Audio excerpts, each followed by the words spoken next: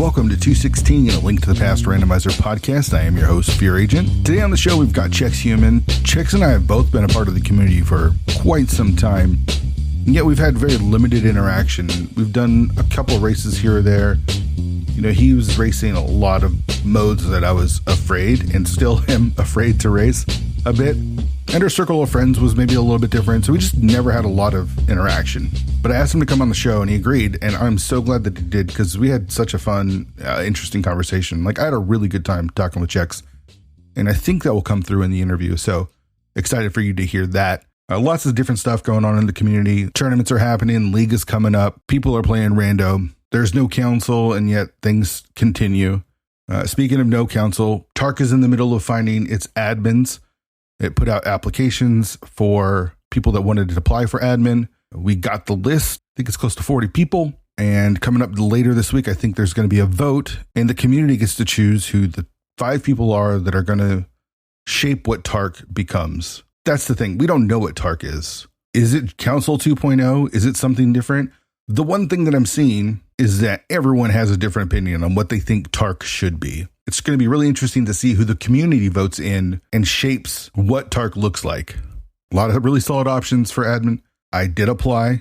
I feel like I could use this platform to state my case as to why you should vote for me. I'm not going to do that. Instead, what I've done is I've opened up the opportunity for all admin applicants to come on to 216. I've asked them all of the same 3 questions, giving them a chance to voice why they think you should vote for them, what their vision for Tark is, and how they can make it practical. So I have a bonus episode coming out Tuesday. If you're listening to this as the show drops on Monday, come back again tomorrow for the bonus episode. And I put out the call to the admin applicants. I got about half to come on the show. I think it's really good. I really just wanted to give a voice to the people that are less well known in the community, maybe have been racing for a while or are in a different language community, people that haven't necessarily had a chance to make a name in the rando community yet, or have kind of remained on the sidelines for whatever reason, and they decided to apply. I feel like they needed a shot. And you could go through the forums over on Tark and read through all of the dissertations, many pages of text answering some of the community's questions.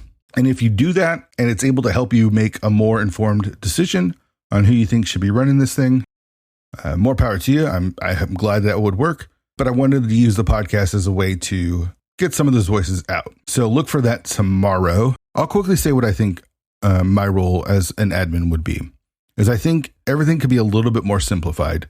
We don't need bylaws. We don't need any of that stuff. We need Tark to be a place where a new runner can come, maybe have a couple channels where it says new to racing, start here, has a link to the rules, has a link to the glitches, just a place for someone to start. It should be a place where we have a competitive rule set, and it should be a place where we have a team of people set to investigate cheating. Those 3 things are really what, in my opinion, Tark should be. I think the racing rule set as it is right now, save for Specky Clip, should remain the same. I think the community as a whole should vote on Specky Clip and do that going forward. Keep the rules as they are, and then as new glitches come, have a community vote. That's what I would do. Of course, I'd be a part of a group, so it's not just what I want, it's what the group wants, and how do we let the community be a part of it. The community's great as it is. There's so many different sub-communities. You could go hang out with Brave and Zen. You could go hang out in 40 Bonks. You can hang out with the people on the ladder. I know AFG's got a group of people. There's lots of mini groups. And it's honestly pretty easy to find really friendly people to introduce new runners to the community. I don't think Tark needs to be that. I think Tark should be focused on racing competitively. I hear the word casual a lot. And in my mind, when I think of casual, you could do whatever you want. Let me compare it to Magic the Gathering. I haven't played Magic the Gathering in a while, but Magic the Gathering has a rule set and a bunch of cards that are banned for each of their sets. If you want to play standard, there's probably some cards that are banned. If you want to play modern, there's probably a couple of cards that are banned. And that's just for the health of the game. Now, I need to know what the rules are and which cards are banned. But if I want to play casually and I want to play some kitchen table magic and me and my friend just want to play whatever cards we have, of course we could do that. So that's what I think of when I think of casual racing. If you're racing casually, do whatever you want, but competitive needs to have a rule set that everyone can see. Now, tournaments can do whatever they want. Of course they can do whatever they want. And I've always heard like, these are the rules and tournaments can change the rules however they want. Since the council was formed, I can't think of any tournaments that have deviated their rule set from what the racing community and the racing council decided. The first time that it's happened that I can think of, and I might be wrong, is the Cavs Boots tournament this year. And you could say it's within their right. I 100% agree. It's within their right to do that. I think there's a reason why it hasn't happened, though. I think keeping everything simple is so much easier for racers. Can I do Specky Clip? Well, if you're on the ladder, you can. If you're running in the Cross Keys tournament, you can't. If you're running in the 80s Keys tournament, you can't. But if you're running the Casual Boots tournament, you can. It just creates confusion. It's unneeded confusion. So I think part of the Tark admins is getting the ladder back on the side, getting Dunka back into Tark, getting the tournament admins together and trying to uniform the racing rule set for the betterment of the community. Not because they can't do it, because it makes it easier for the community. And then if you want to do casually, do whatever you want. Like casual by definition is do whatever you want. So there it is. I talked way more about it than I was planning on doing it. Vote for me. Don't vote for me. I want to help. I believe I can help. But if you don't vote for me, it's fine. There's plenty of other qualified people that can help steer this ship. And I think that's what's going to happen. I'm going to be a glass half full person on this one. I'm going to hope that the right people get elected and that Tark is set in motion, go in the right direction. Make sure you listen to that episode tomorrow, though, and just give those people that you might not know a shot. Listen to what they have to say. And if they hit a mark that agrees with you, then cast a vote for them. If you follow my channel at all, you'll see that I've streamed a couple of times. I did the daily. It was the new All Dungeons mode that the league is running, AAD keys. I was on the race stream for the SG Daily. I won that race. That felt pretty good. And then I've been doing some of those Champions Hunt asyncs, and that's been kind of fun. I'm a little mixed on the mode. I don't know how good it's going to be competitively, but I'm down for its inclusion in the league this season. I think it should be fun. We'll see. Like, you got to experiment and try new stuff, and that's what they did. And we'll see if it works out. Fingers crossed that it did. I'm not back racing all the time. I'm not racing ladder. I'm not joining a ton of races. I'll do a couple here and there, but I can't go back full-time competitive. But I have been playing with those league modes for no particular reason. Let's get to the interview. Talked with Chex, awesome dude.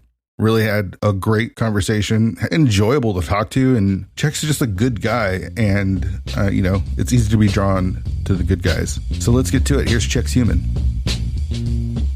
All right, Chex, thank you so much for doing the show. I know you've been a part of the community for longer than I have, and I've seen you around, and I know you as someone that's, one, really good at the game, and two, willing to play lots of. And maybe willing to play is not the right word. Maybe enjoy playing lots of a variety of modes, including glitch modes and stuff.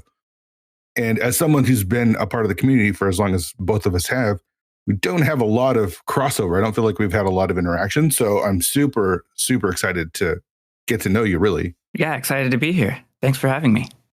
So you've been playing Link to the Past Randomizer since when? 2017? Have you been here from the beginning? That is correct. 2017, not really from the beginning. I have been here since spring of 2017, so I watched the spring 2017 tournament. Mm-hmm. Were you speedrunning before you got into Randomizer? I was not. I got into speedrunning after I started playing A Link to the Past Randomizer, of course. Okay. And because you have a pretty good time in NMG. Am I wrong about that? I think you do. I mean, I've seen you run vanilla games. It's a 125. Yeah, that's really good. Yeah. And I got into the speedrun a little while after I started. There was a 2018 NMG tournament coming up, and I had not done many runs, but I was curious how I would stack up. Mm-hmm. And I felt that speedrunning wasn't really for me. I was more into the novelty of randomizer seeds, Right. instead of the repetitiveness of speedrunning. But something about it hooked me, and it hooked me in spite of my thinking that it would be too repetitive, too serious. Sure. Yeah. Yeah. I feel like if you get a 125, you've definitely spent time learning rooms and practicing rooms and doing the things to get to a 125. Yes. Some speedrunners really crave that practice and room grind. That's not me. I'm more about doing full runs. Oh, okay. And kind of like modifying my movement on each run or on each seed. That kind of thing. That makes sense. I do like practice, though. Oh, you do? Yeah, I don't. Yeah. In other words, I don't hate it. Okay. So, okay. Well, let's go back even further. Were you playing games as a kid? Were you a quote unquote gamer? Yeah, that's right. I was basically a Nintendo fanboy and playing Super Mario Brothers from age 5 or so. So you started with an S. Yeah, I also borrowed an Atari from my cousin. Oh yeah. And I would watch my cousin play Atari and Nintendo games a lot, and just enjoyed that a lot. And eventually got my own. The 2600. I have to assume so, but I don't know. Sure. I feel like as a kid, I knew that Atari was a thing, but it wasn't like we were talking about, as kids, at least for me. We're talking about which version it was. It was just like, oh, you have an Atari, or even like Nintendo. Oh, you have a Nintendo, right? Like it wasn't until later. It wasn't until later when you kind of figured it out. So, you're how old are you when you're playing the NES and watching the Atari? It's like 6 or 7. So definitely around age 5 and 6, 7, of course. Sure. Let's say every number after that. 8 and then 9. Okay. Do you remember the games that you were playing? Was there, or is it just sort of like those kind of vague memories of I played video games and Nintendo? Oh, absolutely. I had probably, let's say I had exactly Super Mario Brothers combo. Yeah, of course. Super Mario Brothers 3, Mega Man 3, and Mega Man 4. I think those were the 4 games that I had. That's eventually a good collection. Eventually, I got The Legend of Zelda when it was more of a like a $20 promotional level or $40. Yeah. This was after I had already played A Link to the Past. Oh, so you got it way late. Yeah. Okay.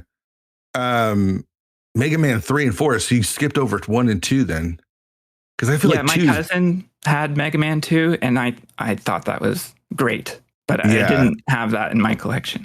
Sure. That's crazy that you remember the exact 4 games that you had.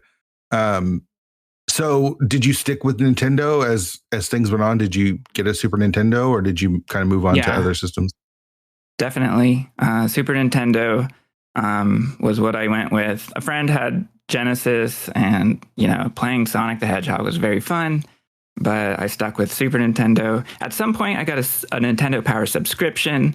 So, the marketing just drove me, of course. 100%.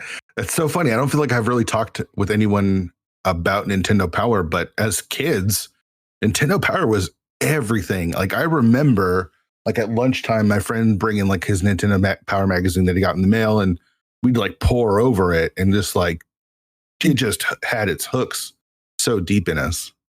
Yeah, definitely. All the different sections, Counselor's Corner, letters. Oh, yes, the Counselor's Corner. Yeah. And art. I mean, I was always into art, so I always loved to see like the fan art that would come in that they would post. Right. I submitted Play-Doh sculptures. Oh, really? Out of the Super Mario RPG characters, I believe. That's awesome. These were very sketchy characters. I was not going with the right materials here. I was way past the age I should be using Play-Doh. That's awesome. It never saw print though, huh? No. And I'm glad. Yeah, for sure. So what on the Super Nintendo? What were you playing? Was Link to the Past one of your favorites, or? Yes. I was stunned by the graphics, first of all. Oh yeah. I remember it being an aesthetic experience, like hearing the cymbals clashing in the music. It felt so, orchestral. Huge. Yeah, for sure. And so a friend introduced me to that. What I think when the Super Nintendo came into my life, I was all about Super Mario World. Oh yeah. And that was the game I wanted. So I remember receiving 2 games for Christmas, that and Roadrunner's Death Valley Rally. Okay. And yeah. for some reason, my copy of SMW was just not working, so it had to be returned. Oh. So my first game I played was Roadrunner, and that is a really challenging game. Is it? But do you play as Roadrunner, or do you Yes. play as a coyote? Okay. So you're just trying to dodge the coyote the entire time? Yeah. Yes. Exactly. Oh man. Exactly. That sounds fun. You find birdseed around the levels and peck at it to get boost power, or I don't know how you get boost power, but sure. It's pretty wild, and it's really pretty fast, but it's a little hard to control as well. Have you played it recently? Not really recently, Oh, okay. but I remember it being pretty hard to avoid damage. Yeah. And you just constantly slam into the coyote and all his different costumes. Sure. I feel like there was a bunch of like Looney Tunes and like cartoon video games on both the NES and the SNES that are actually pretty good, like decently playable games from what I can remember. Tasmanian Devil for some reason really sticks out, but I think that might have been Genesis. I can't remember. Sounds familiar. I didn't play too many different games really. Mostly stuck to the games I had, and I'd also rent games from the video store as well. Oh yeah, that was definitely a thing that happened when we were younger, for sure. So what was do you remember? Did you have a small library like you did for the NES, or? This was a large library, about 20 games. Okay. So like the full Donkey Kong Country series, Mario Paint and Super Mario Kart were games I really wanted at the beginning and had those for a long time. Gosh, those are just classics, right? Yeah. Any Super Metroid? No Super Metroids for some reason. I don't really know why exactly. I know a friend had it. I just didn't get into it till adulthood. Oh, okay. Gosh, so many good memories from some of those old SNES games. Do you have any, besides the Roadrunner, do you have any other like secret hints or games that were maybe not the most popular that you really enjoyed playing back then? Uniracers. Do you know what this is? I've never heard of it. No. This was a game released after Donkey Kong Country, so it had sort of that same style of advanced computer modeling, where the sprites were based on 3D rendered graphics, and you are a unicycle. The unicycle has sort of like kind of the flexibility to have kind of human-like expressions, even though it's just a wheel and a staff and a seat. Okay. Yeah. So all you do is you race another unicycle, and you do tricks in midair to gain speed. Okay. And it's pretty basic, but it has this like rockin' soundtrack of like, it kind of sounds like hair metal songs or something. Okay. It's pretty fun. I'm looking at it. So it's like a combination of a side-scrolling racing game with a little bit of platforming then? Yeah, exactly. Oh man. Wow. I've never heard of this. I'm looking at a video of it right now. The graphics are pretty cool for a SNES game for sure. Yeah, it's just repetitive in the simplicity of the graphics and the background. But it's like, the tracks are pretty wild. There's platforming, you have to jump. And they're color coded. So you know that like if you see yellow and blue alternating, it means maybe jump and you'll take a shortcut. Okay. Stuff like that. It's weird how simple the graphics are. Additionally, it has a very long instruction booklet. Really? That's full of like just tangents and just jokes. Okay. It's so bizarre. It is super bizarre because like the tracks are just like poles, almost like barber poles turned sideways that are stretched out. Like you said, with different colors, and then just a weird checkerboard background that's like blurring out of focus. And then again, it's super weird, but it's interesting. Wow. Yeah, barber poles is a good way to describe it. What you're racing on looks like long tubes. Yeah, it's super weird. And it literally is just going on. It almost feels like forever. That's cool. Wow, I've never even heard of that. Okay, so did you stick with Nintendo? And were you more of a Mario fanboy or Zelda, or was it just sort of like I love Nintendo stuff? Yeah, I would say both Mario, Zelda.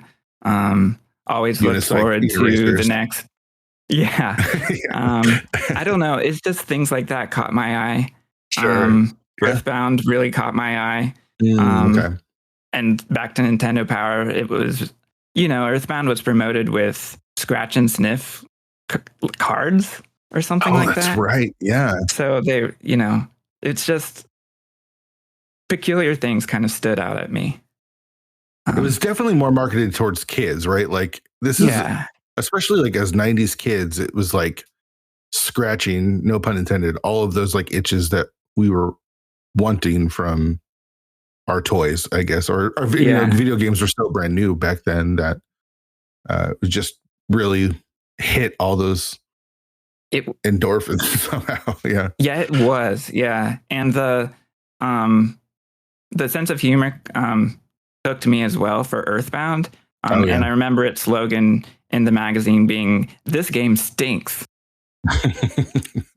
That's so dumb and simple and great all at the same time. Yeah. That's so good.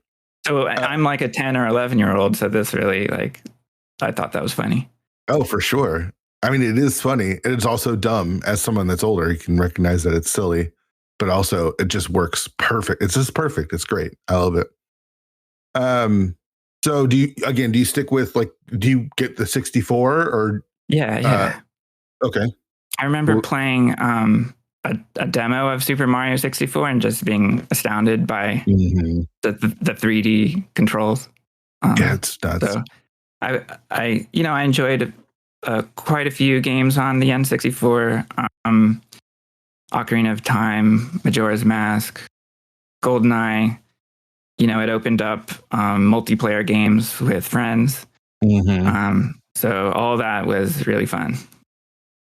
I just think so much of the things that we were playing, especially with the 64, and how much playing with other people really affected the quality of the game. Like it's so much more fun to play GoldenEye or Mario Kart with your friends than it is by yourself. Like those games are still enjoyable, but the deathmatch stuff that you would do with GoldenEye feels like it was imprinted into my brain. Yeah.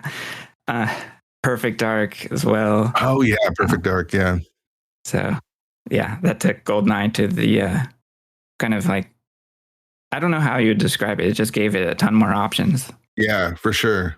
So did you stick with Nintendo as it continued on, or did things kind of evolve? Maybe get a computer or a PlayStation or Xbox? Yeah, I never really played PC games. And I was a Mac user for basically my whole life. Oh, okay. For whatever reason, in our family, we got a Macintosh SE30. Oh, nice.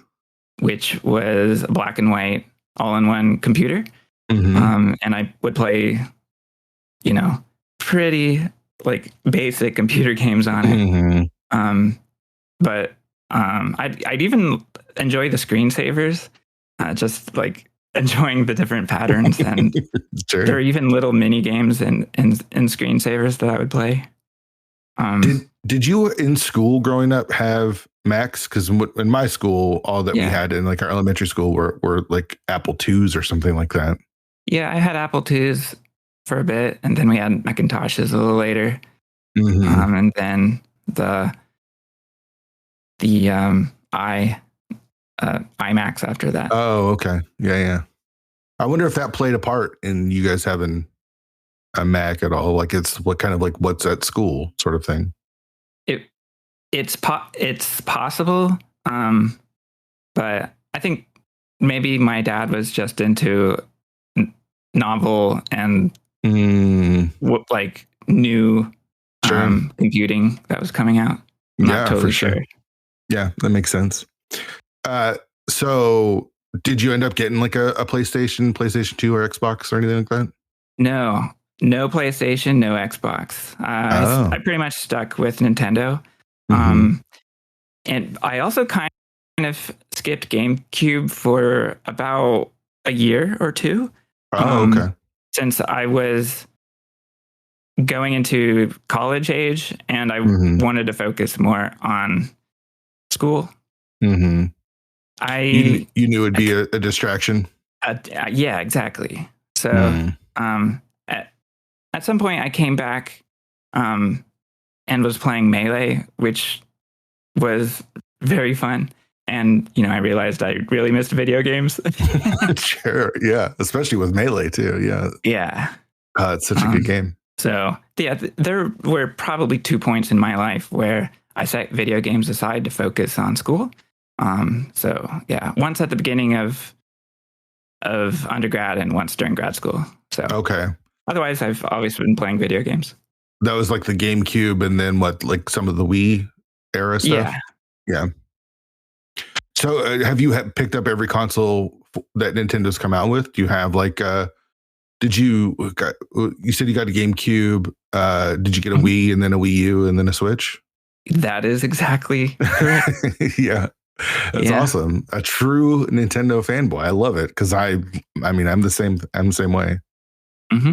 Was there any divergence? Were you playing games with other people though? Like you go to your friend's house and play like some Rock Band or a little bit. I did a I took a turn at playing Katamari. Okay. Back in the high school days, I'd play Halo with friends. Oh, sure. But yeah, other consoles didn't really stick with me. It just wasn't a route that I felt like I wanted to take. So where did you then find like speedrunning or even Twitch? Did you watch Let's Plays on YouTube or anything? I did watch Let's Plays on YouTube, but it didn't really go anywhere. I think I watched Chugga A. Conroy.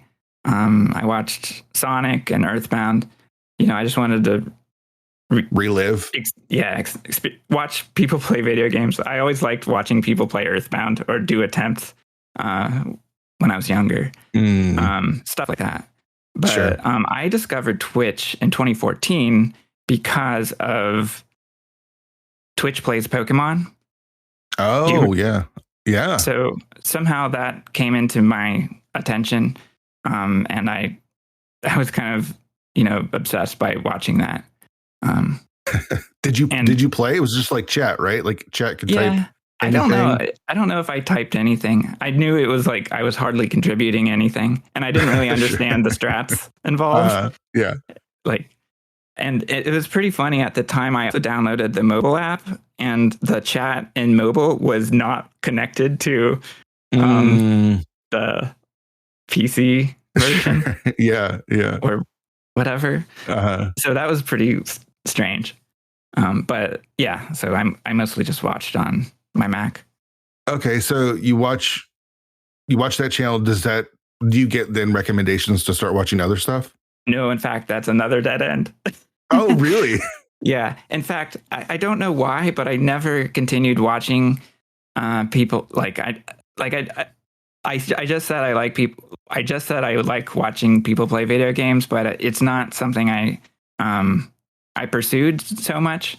What did come up, however, is there's still 2 other threads that I would watch Games Done Quick every half a year, basically, from 2015 or so. So I would just watch it, but I didn't look into watching speedrunners for some Sure. reason.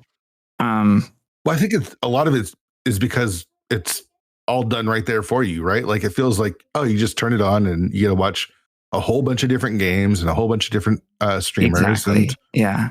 you don't have to look into who anyone is. You have interviews on I don't know. It's just easy, right? It was. And perhaps what I was looking for maybe was a finished product, not like a live attempt. Sure. But I'm not really sure. But the what got me into Twitch finally was looking into ALTTPR. Okay. So what introduced you to ALTTPR then? There were sort of two things. There was an article in Kotaku online in 2016 that with the headline like "People are doing amazing things with A Link to the Past," and there was it was just an introduction to Randomizer with some quotes from Super Scudge and other devs, and yeah, so I knew about that and was curious about that, but I didn't play it until one of my online friends said he was really enjoying it. And that was in spring 2017. Okay. So I said I wanted to play. So he kind of directed me to how I can get started downloading ROM or whatever I did to start. And so was racing even on your purview? Like, did you even think of it as racing, or did you just think like, oh, this would be a cool way to play Link to the Past again? I didn't know about racing. Exactly the latter. I just thought it would be an interesting new way to play. And so I really enjoyed the first experience. The novelty of randomized items really hooked me. And I played for 10 hours, 10 hours, 10 minutes, and 1 second, I believe, is what that was your first seed? Yeah. It was from the, let's see, I just took a note on this history. And so it was from the night of April 8th to April 10th. Oh, geez. So that was 10 hours, 10 minutes, 1 second, and 44 frames. That's so awesome. So did you stream this, or was this just something that you kept offline, kept record of? Yeah, just offline. Okay. Wow. I didn't know about streaming at that point. Sure. 10 hours though. That's, did you think I'm going to just do this on my own without any sort of like resources or looking up any sort of help? Okay. I don't think I really looked up anything. I remembered I'd played through Link to the Past so many times. I kind of remembered everything except how to get into King's Tomb with a bonk. Sure. Oh, so, man. I was able to complete the seed. Boots were at Bombo's tablet. And I enjoyed the whole thing. And basically, the friend who introduced me to it was, introduced me to the idea of racing it, cutting down times to 2 hours.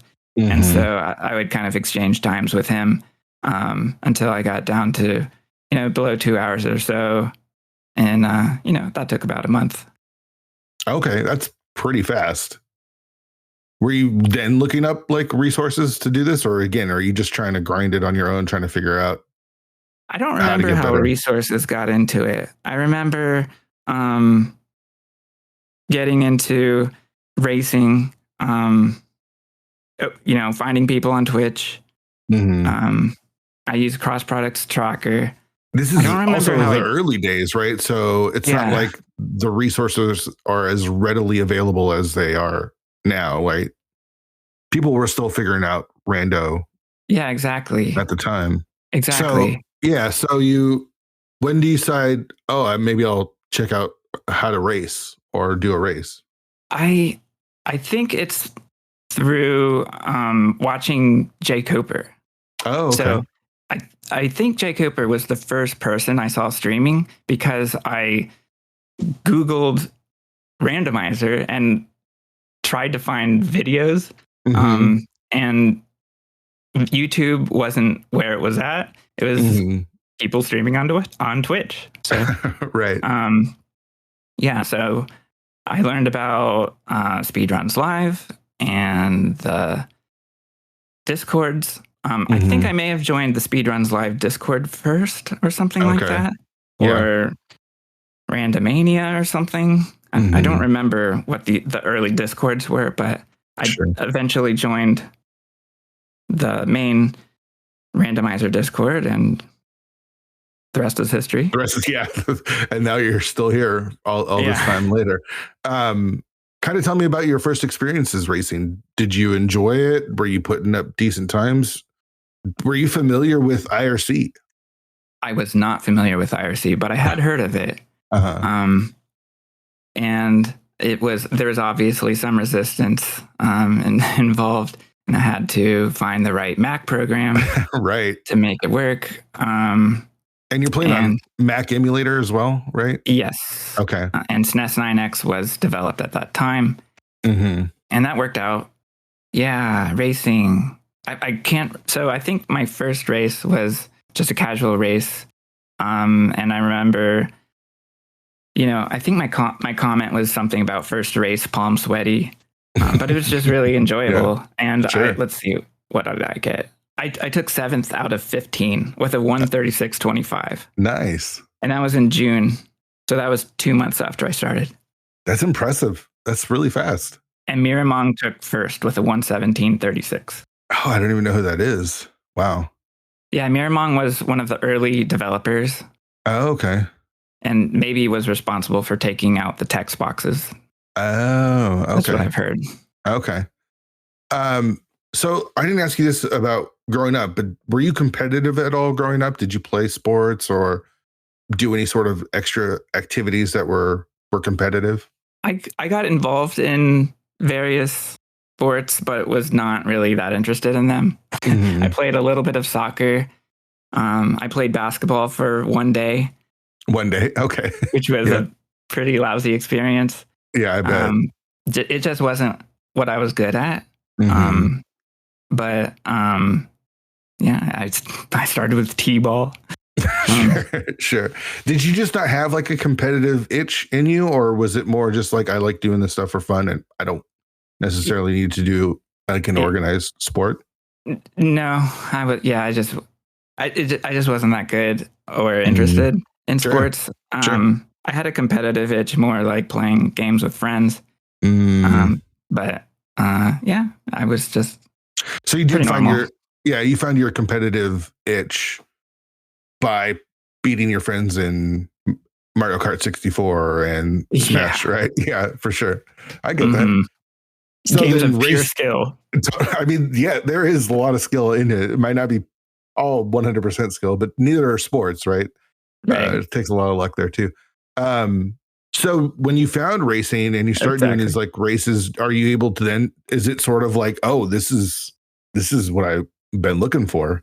I'm not totally sure why it was so addicting, but I would play 1 to 2 seeds per day. And the competitive aspect was just part of the secret sauce, combine that with a different experience every time. Yeah. And it's like, and the puzzle aspect too, because I think as Zelda fans, you have to have at least enjoy puzzles if you're a Zelda fan, I would think. And Randomizer is a great example of that because it's all new every time. So trying to figure it out. Yeah. And listening to this podcast, it's really interesting to hear the different things that people enjoy about racing. And some really enjoy focusing on the logic. And I'm less inclined to follow the logic of a seed. I don't know why, but I don't know how to like define it. It's just that we have different things that really keep us going. Sure. And yeah, for me, it's like, it's the novelty, it's doing new things, it's learning about the game. Stuff like I get that. I think I'm more along the lines of you than the people that follow are like, they'll pull out the logic and they'll try to solve it in a way that's like most efficient. Like I just can't do that. Yeah. I'm not trying to parse like the logs and trying to like figure out like logically, this is like the best. And I don't know. I just like to kind of go by my gut. Of course, it costs me a lot of race, but that's kind of my method, I would say. Me too. Yeah. I don't know. It's just we're different, right? Like it feels like that's what makes the game great is it hits all those different notes for everyone in the way that they need those notes hit. Yeah, exactly. And the notion that it's randomized gives beginners, a chance.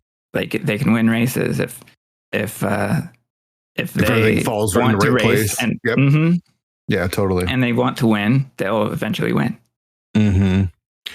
So again, early on, this is 2017. The racing scene is still really new. Are you joining any of those early tournaments, or are you just doing the pickup races? And are you enjoying those pickup races? Because those are like the days of you're not doing a lot of one-on-one. The one-on-one was just mostly tournament stuff. Right. Not a lot of one-on-ones, but yes, races were big at the beginning. I got into the entrance shuffle tournament in summer 2017, okay. And then the main tournament, I think, in fall, and Key Sanity after that in 2018. And you joined all of those? Yeah. Were you not nervous about doing like entrance stuff? It feels like, again, this is from what I know of you now, is like you enjoy the more difficult or glitchier stuff or things that are going to push you a little bit more. Is that fair to say? Right. And entrance shuffle I just found that so cool. Just item randomizer to the next level. It just seemed like the main game to me. And so sure. It was just a few days after I started racing on SRL that I got into entrance shuffle. I remember thinking about this a couple of years back, and I thought that I had started with entrance as like my intro to SRL, but right. I don't think it was quite that soon. It was like a difference of 5 days or something. Okay, so it was pretty quickly because cross keys is one of the main modes that people play nowadays. But when cross keys was introduced, and even before that, just entrance shuffle in general, there was a real, I don't know if hesitance, but there was people that were afraid to go that deep into the game, right? Like right. How confusing it is. And there was people like you and Act the Boker and other people that were like, no, let's bring it on. Yeah, exactly. And racing it was my only option, basically, because I didn't really want to go through learning how to install the app on my computer. It was a standalone app at that time.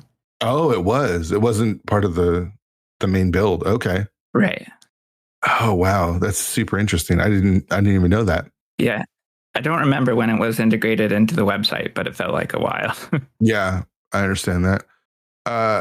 How about tournament performances? Did you enjoy doing the tournaments, and did you perform all right? Yeah, I did okay. And I think my first tourney race was against Korek. Oh, okay.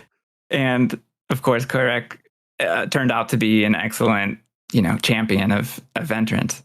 But we were both beginners at the time. Sure. So I would win, here and there. I don't remember if I won any in the entrance tournament, but yeah, even in the first glitch tournament, I didn't get past the first round, which was versus Furaime. So there was an overworld glitches tournament in 2018, and I was crushed. Sure. So speaking of glitches, I mean, I feel like your name is very associated with glitched running in Rando. Or do you feel like you're associated with glitches? Yeah, definitely. 100%. And glitched runs of A Link to the Past definitely caught my attention. And I remember there were probably 3 exhibition races in 2017 that stood out, starting with Christos versus Andy. Which was just called, the logic was just glitched. There was simply a major glitches logic that expected you to do overworld glitches and use a Haru's bottle adventure to use a fake flute and go without Moon Pearl. And yeah, that stuff was really interesting to me. What was it about, again, the fact that the game kept progressing in difficulty, I guess, between like all the items are randomized. Now all the entrances are randomized. Now we can do glitches. What was it about all of that that sort of intrigued you? Because I think you even do door random too as well now, right? Yes. I'm not very good at door rando, but Okay. I feel like, again, it's the sort of epitome of what randomizer can do. So you just like pushing it, right? Like you like pushing what you can do or what the game can do and seeing how far it can go. Yeah. And glitches are, they're interesting because it's breaking the game, it's sequence breaking, it's weird and unusual tech, but also it can be very accessible since a lot of it is repeating patterns over again. A lot of it is just holding B and mashing direction in A sure. until you get the lineups. And it's like an interesting. Some of it is like an extension of minor glitches, using spin speed or hook speed to simply get into a state where you can clip. So I found it pretty accessible and just fun. Have you seen the growth then in the community? Because it feels like, again, with your name being associated with it, people, I would guess, would come to you with. And the other thing I was going to say about large races at the beginning, some of my first year races were 1v1s because I would race overworld glitches with just JC, who would call for races. Okay. And basically, I would call for races almost every night for like 5 years or something. So a lot of them were 1v1s. Because there wasn't a lot of people racing that mode. Right. But, today, like last night, someone pinged and we got a good race of 6 people or so. Yeah. And we have a glitch tournament with more racers than any other glitched tournament. We have probably 47 or so for the upcoming hybrid major glitches tournament. So what has caused it to evolve? What has gotten people to get into HMG is what the current tournament is, right?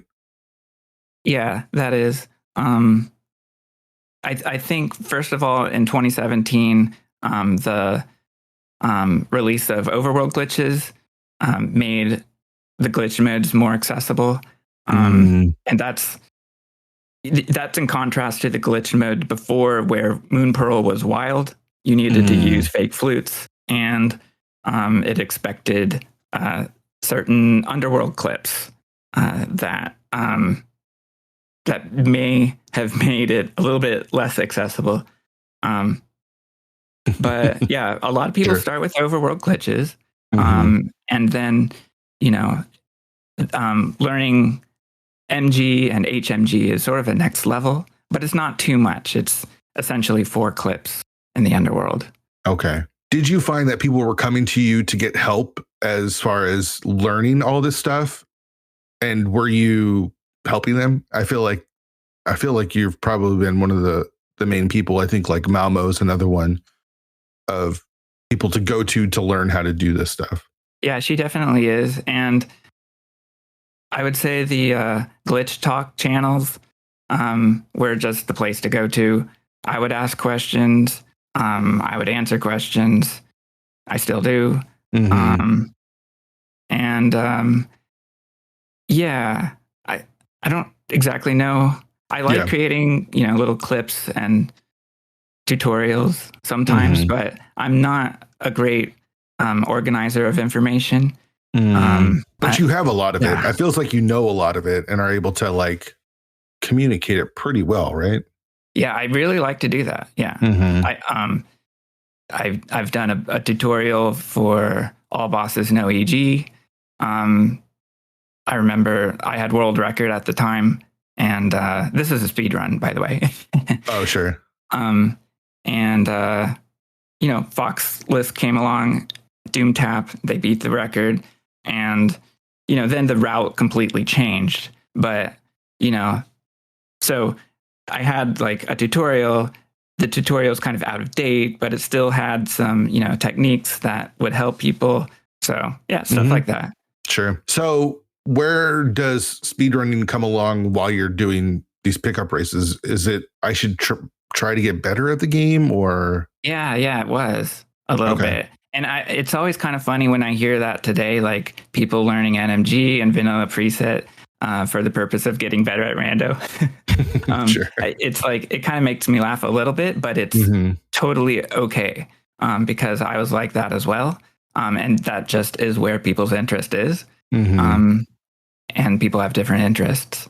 So yeah, like I learned NMG strats from Andy's Any Percent No Save and Quit tutorial. Yeah. That was like 7 hours. Yeah. Yeah. And and I learned to really get better at randomizer races. So eventually I would get into NMG speedruns, and I watched a tutorial by Runner Watcher. God, that's a name I haven't heard in a long time. Yeah. Oh, and of course I started with the Fruit Bats tutorial. Oh, sure.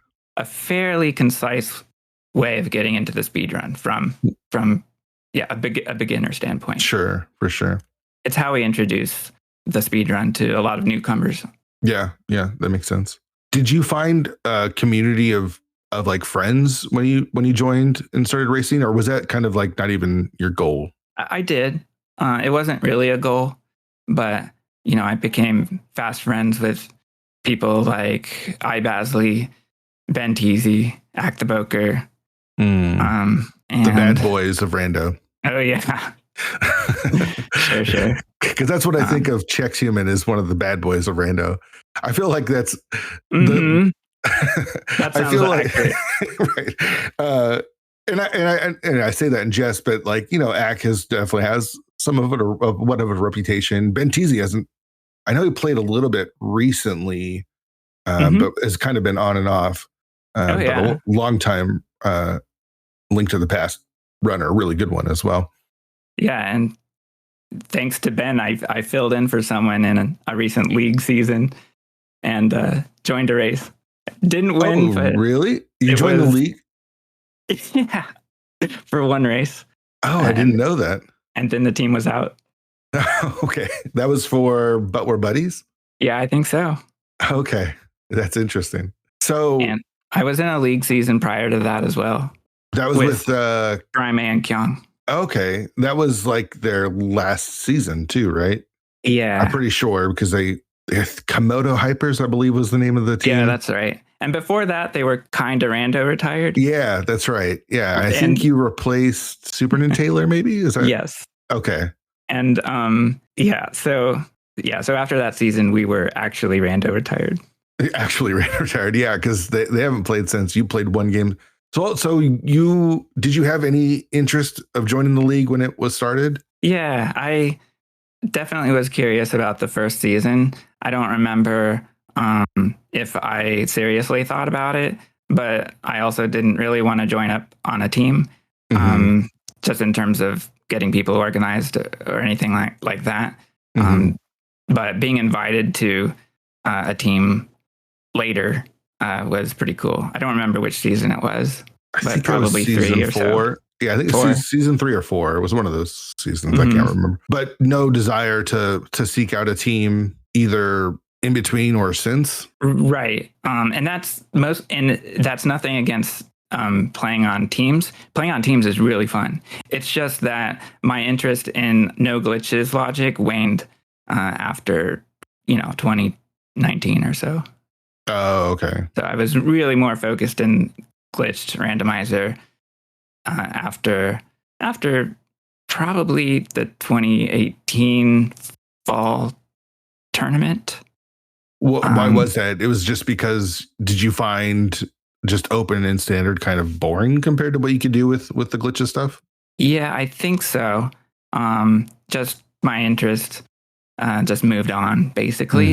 And I just knew I wasn't as good as the the highest tier of runners. So I could kind of like engage more and be competitive with glitched modes. I see. And it feels like since maybe 2019 to 2020, the glitch community has been consistently, maybe slowly, but consistently growing. I know there was like a mentor tournament. Right. Did you participate in helping with the mentor tournament at all? I maybe mentored one race in the beginning, and maybe a handful in the recent mentor tourney. It's not really something I'm very involved with, but I think those mentor tourneys, and shout outs to Malmo, really helped engage people and grow the community. It's such a good way of bringing people into something that can seem intimidating. Because I feel like for me, glitches have always just felt intimidating, and the mentor tournament feels like a way to really sidestep that and get people kind of over the hump. Yeah, that's right. And it's, glitch modes are just not for everybody. So, it's just going to be a smaller community. But but when I heard that there were 48 people in HMG, I was shocked that it wasn't, a 10% of the item randomizer tournament. It was actually more of a 20 to 30%. Sure. No, I think but that's excellent numbers. That's really cool compared to like, if you get 300 for the main tournament that come out and you get almost 50 for the HMG, that's pretty good numbers. Yeah, over 10%. is what makes me think it's a big growing community. I mean, that's good. And the game is a 35-year-old game, right? Like, it's not like we're going to see an influx of new players consistently because the game is what it is. But we are still seeing new people and more people are getting into it. So it's still pretty cool. Yeah, it's pretty wild. So it's great to see. Yeah, for sure. Were you part of the council at all? Yeah, that's right. I was in for the first 2 sessions. Okay, so tell me about your time in the council. Why did you want to join, and what did you think of those wild first 2 sessions? Yeah, I was interested in categorizing glitches, and I wasn't going to join the council. I think the announcement was put out, but then I went to SGDQ in 2019 and met Sinak, and he thought it would be a good idea to join. So I put in an application and got in. So I'm pretty grateful for that experience. Of course, it was stressful. What did you think of it? Like, I mean, that was a lot happened in those first 2 terms. I think we had to deal with like Mimic Clip. We had to deal with cheaters. We had to deal with just trying to figure out what it is we even were doing at the time. Like, why are we here? So I was, like I said, very interested in helping with the glitched side of things, providing feedback, just giving info about glitches. I was less interested in investigating cheating. Yeah. But yeah, just listening to the podcast has, helped me understand people get into that for a variety of reasons. Sure. Yeah. When Matt said he got into it because he wanted to catch cheaters, I thought that was hilarious. Yeah. That wasn't really me though. I was, I just felt like I wasn't that good at that part of it. But I did take it really seriously because I would get a little emotional when someone would cheat. It just felt like it needed correction, Sure. I feel like you and I are aligned on a lot of things.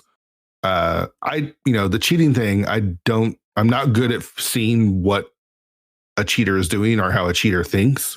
And so I can't kind of get into the mind and like break it down and figure out like, oh, I see that they're cheating here or whatnot. I rely on smarter, better people to do that. But when we find out that they're cheating, it like burns me to my core because I just hate, you know what I mean? It's all nobody's gaining anything out of cheating. It's so much more to lose. You know what I mean? Like winning a race doesn't really actually get you anything. It's just, you're just ruining other people's fun. Yes, exactly. But categorizing glitches, I think, was kind of what I wanted to do as well. And I think I learned a lot because I was still fairly new on those first couple of turns. But like you and Taj were really helpful in kind of explaining like what is going on and how we should categorize stuff and all that went into it. And I feel that I started to take a stance where I really wanted more glitches in competitive racing. Sure. So I defended mimic clipping and Harapot and, argued in favor of allowing. Those were, a little stressful to have those discussions, but it was, fairly rewarding to get all my thoughts out in writing and just see if people agreed. That's basically what we had to do at first. Were you glad to be done? Kind of. Yeah. 2020 was really difficult because thanks to Yuzuhara, we had Diver Down and Icebreaker to get into. Yeah. Even stair launch or stair extension, or Palace of Darkness clip, however you want to put it. Which one is that? Is that where you lay the Samaria block down and then just immediately walk up the stairs? Yeah, exactly. Okay. And so I was on board with these things, and it was sort of I had two minds about it because I wasn't really sure about the decisions as they would affect the NMG speedrun. And I couldn't decide in the end. Oh, really? Vote. Yeah. Okay. But there were already so many votes that, because that was a big community vote. Well, it was a limited community vote to get the decision made in the speedrun community. But it felt like a lot of people were involved and my vote wasn't really necessary. Sure. Were you on the council when that was voted on in random? Exactly. Okay. Exactly. So I think, who was it?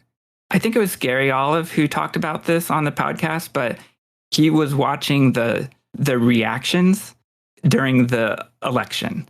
And I remember Diver Down being behind. So there were like more no votes than yes votes, but there was some sort of like rally for Diver Down at the end, and it eventually got more yes votes.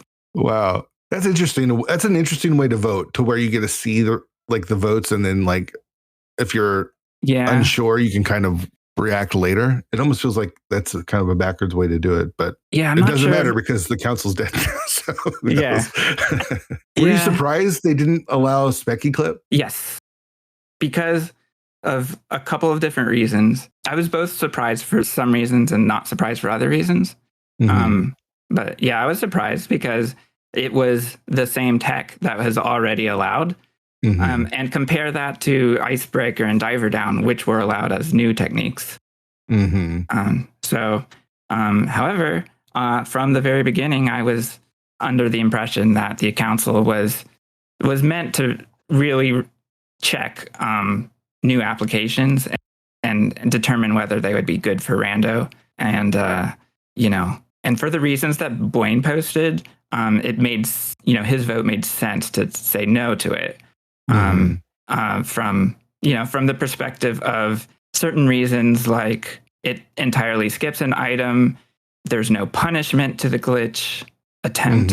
It's, stuff like that. Are reasons that I understood on that side of things. I would have probably voted to allow it. Sure. That's not surprising though. Like, knowing your position on most stuff, right? Like you're an overworld glitch runner for the most part. You're for glitches. Honestly, I feel like I kind of am in between. I don't play glitch modes, but it feels like in a line with what everything else has been allowed, right? Like it feels like Hammer Yump or all the other stuff. So why wouldn't this be allowed? But we don't have to make those decisions. There's not much of an effect on glitch modes, especially with the HMG tournament. One of the principles of the restricted major glitches rule set is you can clip indoors pretty much however you like, without the use of mislotting or door glitches or stuff like that. But just clipping through a rail is fair game. And there's also a potential effect on overworld glitches, which is essentially NMG in the underworld. So there would be some sort of following of council rules in the underworld when playing in overworld glitches. Seed. Where do you think, I mean, speaking of the council instead now, where, the fallout just happened a couple of days ago, where do you think racing goes from here? I'm not totally sure. First of all, I have to say the TARC abbreviation is pretty funny for how reduced the abbreviation is, because TARC itself it really should be fully expanded to TLOZALTTPR-RC. Yeah. Because they're just putting Link to the Past Randomizer into one letter. Yeah, exactly. With the two T's being the. Yeah, that's right. Yeah. So it looks like things won't. Well, you know what? I have no idea. Yeah. That's the thing is we have no idea what it's going to be. Like, we don't even know TARC. We don't even know what TARC is. We don't know what TARC is going to be. Yeah, and from what I have heard from council members, some sessions had little activity. So maybe there won't be too many glitches to evaluate. Maybe there will be more or less cheating investigations. I think those things were handled by the council, and they will still continue to be handled by a council. Yeah. And now it makes sense that if a council can bring on new members, they can also choose to let go of certain members. Sure. So that sort of power within itself makes sense to me. Sure. Yeah, I agree. How do you feel about Rando for you overall? Are you enjoying still playing it's since 2017? Gosh, we're 6 years in now. Do you still enjoy playing Rando? Do you still enjoy the racing? Yes. And so yeah. Short answer, yes. Short answer, yes. And longer answer, I am focusing on speedrunning, as I've been doing for several years. And I still have a lot of goals of a lot of categories I'd like to run.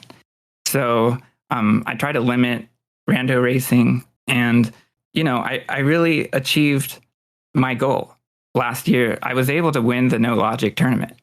So that was a good feeling. And yeah, for sure. From here on, I don't care if I win or lose. Sure. So you feel like you're doing more speedrunning. What are some of the goals in speedrunning, and what, I guess I take it you're running more just different categories of Link to the Past? Yeah. So in 2020, glitch categories were not especially optimized because hook pushing came out in 2019.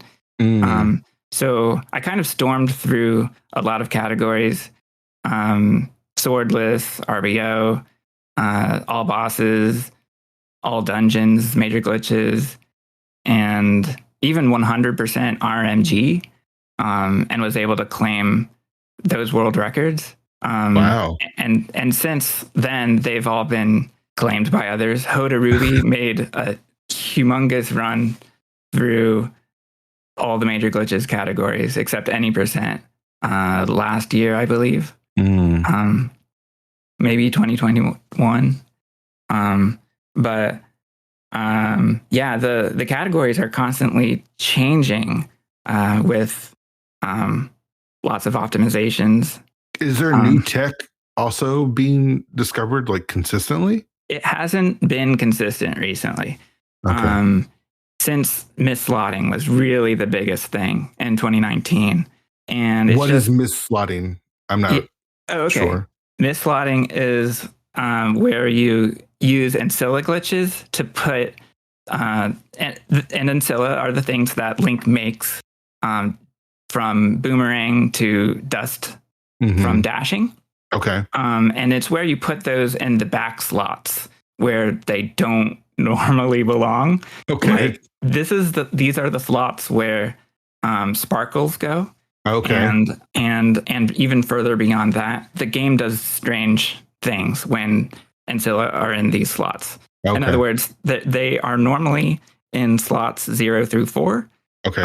And mislotting that is allowed allows them to go into slots 5 through 9. Okay. So when that happens, like, for example, if there is a Samaria block in slot 9, you can manipulate the duration and direction of the hook shot. And so the hook shot... That's hook pushing? Yeah, okay. Exactly. Okay. So it's essentially you use a hook shot on a hookable object, and it pushes Link in a direction that you define. Okay. Gosh, it's crazy how many things that can be done with this 35-year-old game. Yeah. So, okay, because I don't ever get technical. I don't know the technical stuff. I just know, like, you can shoot 3 arrows and put 2 bombs down and somehow fake flipper into the water. Does that have something to do with Ancilla then? Yeah, that's right. It's not mislotting, but it is using the front slots to fill those slots up and prevent a splash from going into them. Okay. And the splash is what tells the game, oh, maybe we should check for flippers. Okay. And if there's no splash, then it allows Link to swim. You're just tricking it. I see. Yes. Are you part of the people that look for glitches? I'm less of a glitch hunter. I look for applications here and there. Okay. But some people are very good at this, and it's pretty amazing when it happens. It's all community effort, sure. little change here, little change there, and little discoveries are made. Like mislotting, for example, was developed by Yuzuhara and Pincus.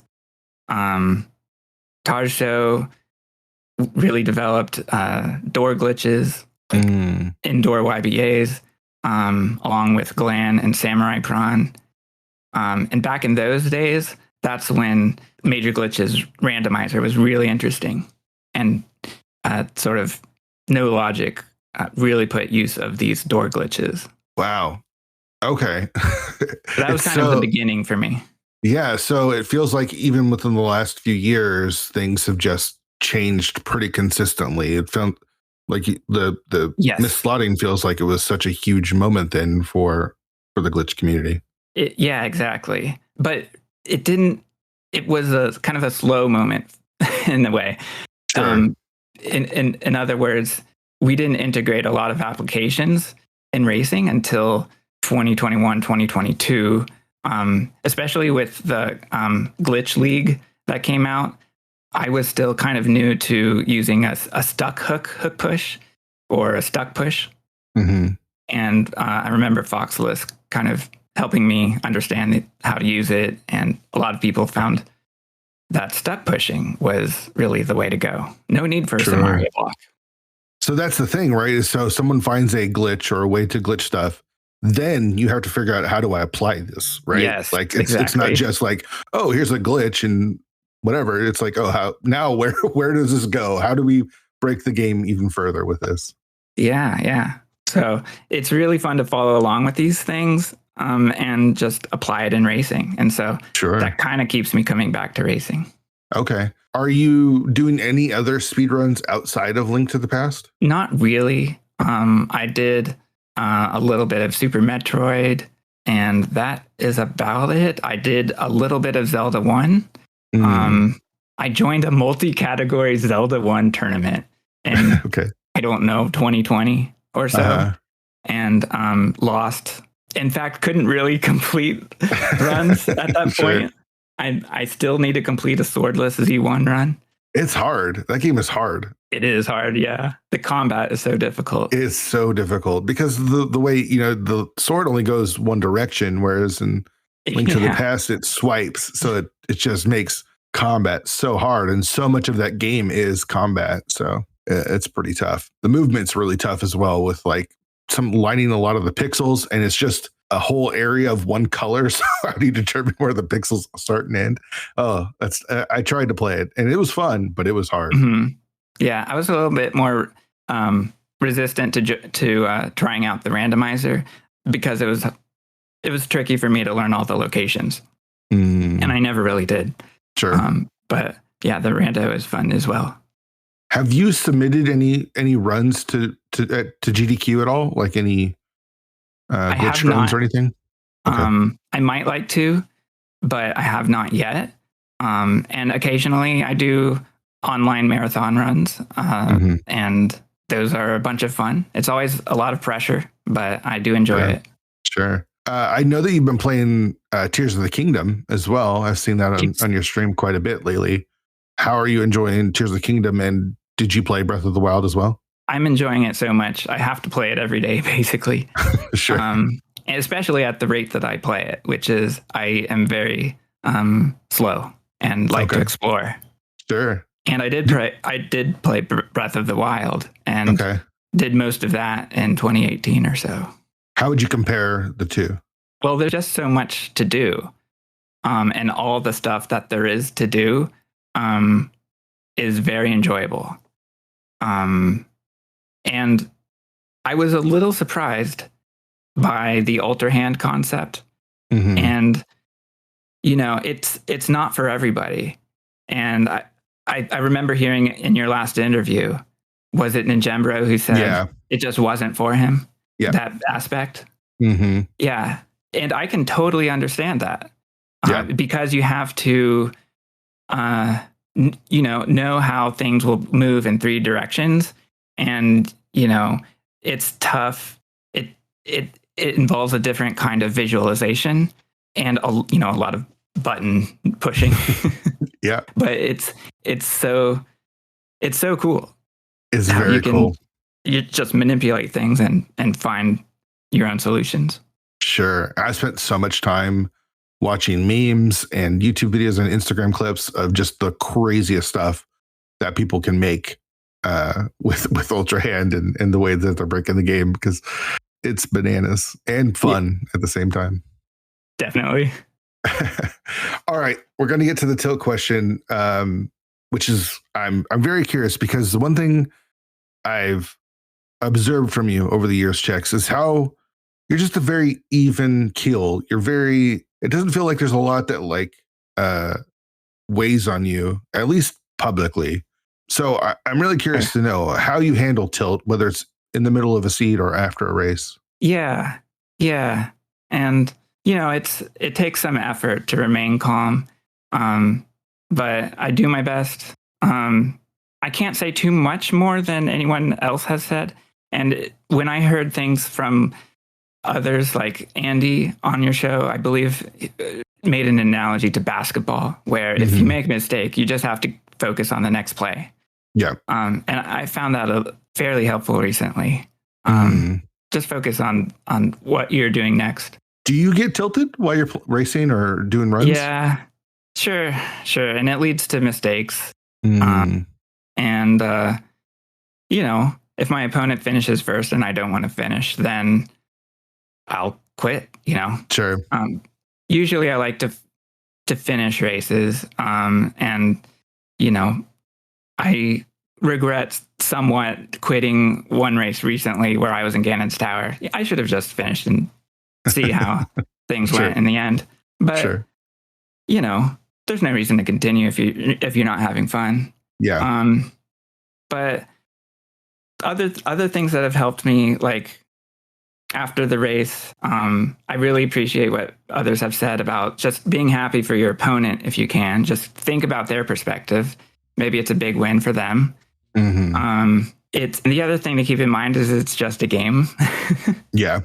And one thing that I try to do is I try to focus on that novel experience I had from first playing Randomizer. Like, it's very interesting to find something in a place that it's not supposed to be in. Totally. And why not just see if I can recall that joy from the beginning. Because the game that hooked me is one that was just for fun. Sure. And I love it. I love your perspective, and I love hearing your story as well. I was super excited to talk to you because, again, I feel like we haven't had a lot of interactions. I feel like we've passed by and we've been in some of the same circles, but we haven't had a ton of interaction. But there's one thing that I know, and that's no one has a bad thing to say about Chex. You are one of the good people in the community that just, I feel like, breathe positivity. And especially in times like we are in right now, we need people like you, and super glad that, one, we got to hear your story and I got to know you a little bit better, and that you're still around and bringing that positivity to us all, man. I really appreciate it. Yeah, thank you. Yeah, I really appreciate the kind words, and yeah, a lot of fun to do the podcast. Big shout out to Chex for coming on the show. Really appreciate just him coming on and sharing his story and giving me an opportunity to get to know him. That's really one of my favorite things about the show, is getting to know the people that I haven't had a lot of interactions with.